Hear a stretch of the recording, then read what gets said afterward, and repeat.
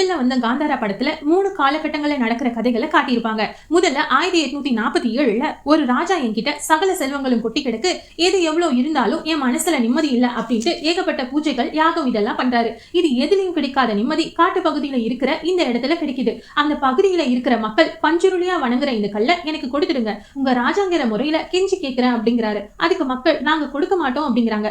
அப்ப ஒருத்தர் மேல பஞ்சுருளி தெய்வமே வந்து, நான் போடுற சத்தம் இங்க எவ்வளவு தூரத்துக்கு கேக்குதோ அவ்வளவு இடத்துக்கு நீ இந்த மக்களுக்கு தானமா கொடுத்துட்டு நீ இதை எடுத்துக்க அப்படிங்குது. இவரும் அதே மாதிரி அந்த இடத்தை தானமா கொடுத்துட்டு இதை எடுத்துக்கிற அந்த செகண்ட்ல இருந்து இவர் மனசுல இருந்த இனம் புரியாத வேதனை கவலைகள் எல்லாம் மறைஞ்சு இவருக்கு நிம்மதியும் சந்தோஷமும் வந்துருது. இது ஒரு கதை. ரெண்டாவது கதை என்னன்னா, இவருக்கு அடுத்த ஒரு சில தலைமுறைகள், அதாவது 1970ல இவர் என் பாட்டன் முப்பாட்டன் தானமா கொடுத்தது எல்லாம் செல்லாது அப்படின்ட்டு அந்த இடத்தை திருப்பி கேட்கிறாரு. அந்த சமயத்துல பஞ்சுருளியா வேஷம் போடுற நம்ம ஹீரோவோட அப்பா, இந்த இடம் மக்களுக்கு சொந்தமானது, இதை நான் உனக்கு கொடுக்க மாட்டேன் அப்படிங்கிறாரு. அதுக்கு இவரு, நீ உண்மையிலேயே பஞ்சுருளியா இல்ல பஞ்சுருளி வேஷத்துல இருக்கிற சாதாரண மனுஷனாங்கிறாரு.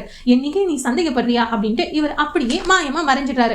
அப்ப இவரோட மகன், அதாவது நம்ம ஹீரோ சின்ன வயசுல இருக்கிறப்ப அப்பா இந்த இடத்துல எதுக்கு மாயமா போனாரு அப்படின்ட்டு இவரோட அப்பாவை தேடிட்டு இருப்பாரு. இதுக்கப்புறம் இந்த இடத்துக்காக கோர்ட்டுக்கு போற இவரு கோர்ட் வாசல்லையே ரத்தம் கக்கி இறந்து போறாரு. இது ஒரு கதை. அடுத்த 3வது கதை என்னன்னா, 1990ல, அதாவது நம்ம ஹீரோவோட அப்பா மறைஞ்சு கிட்டத்தட்ட 20 வருஷம் கழிச்சு நம்ம ஹீரோ இவரோட அப்பாவுக்கு அப்புறம் இவரு தான் பஞ்சுருளி வேஷம் போடணும்.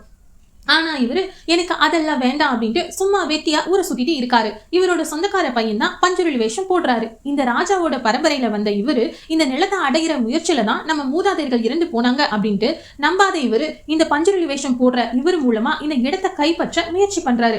அதுக்கு இவரு ஒத்துழைக்காததுனால இவரை போட்டு தள்ளிடுறாங்க. அடுத்து எனக்கு எதிர வர எல்லாரையுமே போட்டு தள்ளுறேன்ட்டு நிறைய ஆளுங்களோட வந்து மொத்தமா அட்டாக் பண்றாரு. இந்த இடத்தை காவல் காக்குறது பஞ்சுருளி தெய்வம் தான். இந்த இடத்துக்கு எதிராக யார் வந்தாலும் அவங்களை அழிக்கிற கொடூரமான கோபமும் பசியும் கொண்ட குளிகா தெய்வம் நம்ம ஹீரோ மேல வந்து பெரிய ருத்ர தாண்டவமே ஆடி இந்த கும்பல் மொத்தத்தையும் அடிச்சு துவம்சம் பண்ணி போட்டு தள்ளிடுது. இதுக்கப்புறம் நம்ம ஹீரோ பஞ்சுருளி வேஷம் போடுறாரு. இவரு பஞ்சுருளி வேஷம் போட்டதும் காணாம போன இவரோட அப்பாவையும் பாக்குறாரு. பார்த்தபடியே இவரும் மறைஞ்சு போயிடுறாரு. இதுதான் முதல்ல வந்த காந்தாரா படத்தோட கதை. சோ இந்த வீடியோ உங்களுக்கு பிடிச்சிருந்தா லைக் பண்ணுங்க, ஷேர் பண்ணுங்க, மறக்காம நம்ம சேனலை சப்ஸ்கிரைப் பண்ணிடுங்க. பாய்.